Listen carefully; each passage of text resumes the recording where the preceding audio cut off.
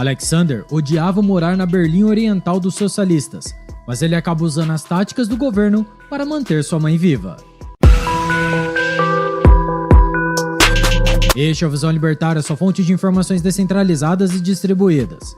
Antes de começarmos a falar sobre o longa-metragem, é importante dizer que este vídeo contém alguns spoilers sobre parte da história.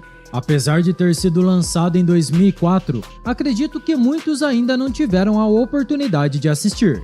Portanto, se preferir, veja o filme antes de ver nossa visão libertária. Dados os devidos avisos, vamos ao vídeo. Imagine que sua mãe é literalmente uma socialista de carteirinha. Como o próprio personagem principal diz, ela é casada com a pátria socialista. Agora, pense que ela sofreu um ataque cardíaco vendo você em uma manifestação contra o partido, justamente no aniversário de 40 anos da República Democrática Alemã. Por conta disso, ela não pode passar grandes emoções para não forçar o coração e vir a falecer. Contudo, enquanto sua mãe estava na UTI, o muro de Berlim cai, e agora você precisa evitar que ela saiba da verdade. Como filho que ocasionou o seu problema de saúde, o que faria? Pois bem, este é basicamente o contexto de todo o filme. Christiane, a mulher que sofreu o ataque no coração, acorda depois de algum tempo na UTI, e Alexander, o filho rebelde, precisa criar uma nova realidade para que sua progenitora ainda pense que está na Alemanha socialista. Se imaginarmos este filme nos dias de hoje, seria praticamente impossível deixarmos qualquer pessoa ignorante do que está acontecendo fora de casa. Mesmo naquela época, em 1989, apesar de não haver internet, computadores e celulares disponíveis para a população, ainda havia televisão, rádio e vizinhos para desmentir sua narrativa. Contudo, Alexander teve um grande professor, o Partido Socialista, que comandava a parte oriental da Alemanha dividida. Como diria o autor de 1984, quem controla o passado controla o futuro. Quem controla o presente controla o passado. Alexander, então, conseguiu criar uma realidade paralela para sua mãe, usando de todos os artifícios que qualquer socialista no comando de uma nação usaria para mentir para sua população. Primeiro, limitou como ela conseguiria ter acesso às informações. Para tal, quebrou o rádio que sua mãe tinha, o tipo de mídia que era mais difícil de controlar, pois os programas eram todos ao vivo. Além disso, com a unificação alemã, as músicas ocidentais estavam inundando as rádios, algo proibido na época socialista. Com sua mãe acamada, agora ele tinha outro problema: a comida. Com a queda do muro, os produtos que antes existiam não estavam sendo mais produzidos. As fábricas não conseguiam produzir a custos tão baixos como o lado capitalista, portanto, foram fechadas e seus produtos foram ficando escassos. As gôndolas do mercado foram sendo inundadas de alimentos enlatados e conservas com rótulos chamativos e cheios de cor, algo totalmente avesso ao que eles tinham anteriormente. Portanto, no começo do filme, ele tinha que escavar lixos à procura de embalagens anteriores à queda do muro, comprar os produtos capitalistas e trocá-los para dar para sua mãe. Entretanto, para sua sorte, depois de um tempo, descobriu casas luxuosas cheias de produtos da época comunista que estavam fechadas há muito tempo, pois seus moradores simplesmente a abandonaram para viver do lado capitalista. Resolvida a crise dos alimentos, agora ele tinha outro problema: a televisão. Diferente da rádio, Alexander tinha a seu favor o fato de que boa parte dos programas não eram ao vivo. Portanto, conversando com seus vizinhos e amigos, encontrou vários programas que haviam sido gravados e, consequentemente, poderia passar para sua mãe assistir. Como nessa época estava trabalhando em uma empresa de instalação de antenas parabólicas, usou desse subterfúgio para puxar um cabo da televisão do quarto da sua mãe para o outro quarto. Assim, conectado a um aparelho de VHS, conseguia definir o que ela iria ou não assistir. Porém, existiam coisas que não estavam sob seu domínio, que aconteciam e ele não podia controlar.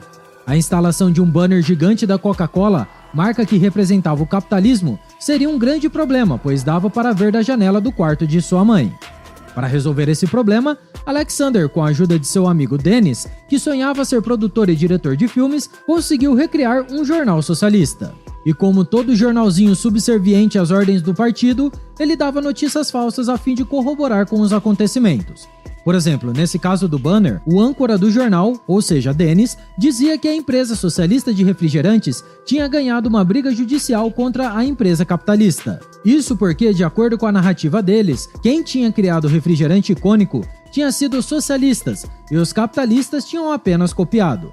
Sua mãe obviamente aceitava a informação, afinal, o partido não iria deixar que algo irreal fosse ao ar. Isso mostra exatamente o que os socialistas faziam com a população que estava sob seu domínio. Mentiras e reconstrução da história eram feitas aos montes. Fotos de Lenin e Stalin foram alteradas retirando os dissidentes, reescrevendo assim a história. Notícias falsas inundavam os noticiários e jornais. Tudo para manter a narrativa que o partido queria. Por fim, havia outro ponto sensível, seus vizinhos. Para resolver o problema, ele fez uma reunião com eles informando o problema de saúde de Cristiane. Como ninguém queria que sua mãe piorasse, aceitaram em não dizer o que realmente estava acontecendo. Afinal, não traria nada de bom para ela. O mesmo aconteceria nas reuniões do partido. Dizendo fazer o bem à população, todos aqueles de alta patente mantinham a narrativa que era definida como a verdadeira, indiferente se isso era ou não real. Houve um momento de desespero, no qual tanto Alexander quanto sua irmã Ariane ficaram preocupados. Como a reunificação estava acontecendo, existia uma data limite para que o dinheiro socialista utilizado pelos alemães fosse trocado pelo dinheiro que era aceito do lado dos capitalistas. Obviamente, o inverso nunca iria ocorrer, afinal, o dinheiro forte sempre sobressai em relação ao dinheiro fraco. Sua mãe só se lembrou depois de alguns dias onde estavam suas economias, que tanto Alexander e Ariane acharam estar no banco.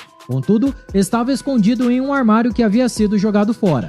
Apesar de conseguir encontrar o dinheiro, o tempo de troca havia expirado, perdendo todo o dinheiro poupado por sua mãe. Troca de notas e moedas é algo que acontece não apenas em sociedades socialistas, mas também em outras que não possuem capacidade de controlar a impressão do dinheiro. Os brasileiros com mais de 40 anos sabem muito bem disso. Quando a União Soviética se desmantelou, muitas famílias tiveram o mesmo fim que a família Kerner do filme, pois tinham dificuldade de retirar o dinheiro do banco ou esqueciam onde estava guardado, perdendo o prazo para trocá-lo. Agora, a parte mais tensa do filme foi quando sua mãe, melhorando seu quadro de saúde, saiu do apartamento onde morava para andar nas ruas. Ela viu uma estátua de Lenin ser retirada por helicóptero, várias pessoas se mudando e mobília jogada nas ruas. Alexander, mais uma vez, para acalmar sua mãe e manter a narrativa, criou o último capítulo de notícia. Dennis, seu amigo, disse no noticiário que não havia mais muro, porém, o lado vencedor não era o capitalista, mas os socialistas. No noticiário fajuto, ele dizia que as pessoas estavam se mudando para o lado oriental da Alemanha, porque queriam viver no comunismo.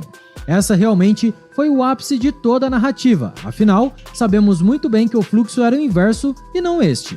Quando o muro caiu, houve uma inundação de pessoas para o lado socialista, porque os indivíduos que tinham imóveis deste lado estavam vendendo seus apartamentos a preço de banana, já que queriam sair daquele local para um outro mais próspero. Enfim, o filme vale muito a pena ser assistido, pois além dessa analogia, há vários momentos engraçados que não irei dissertar aqui nesse vídeo.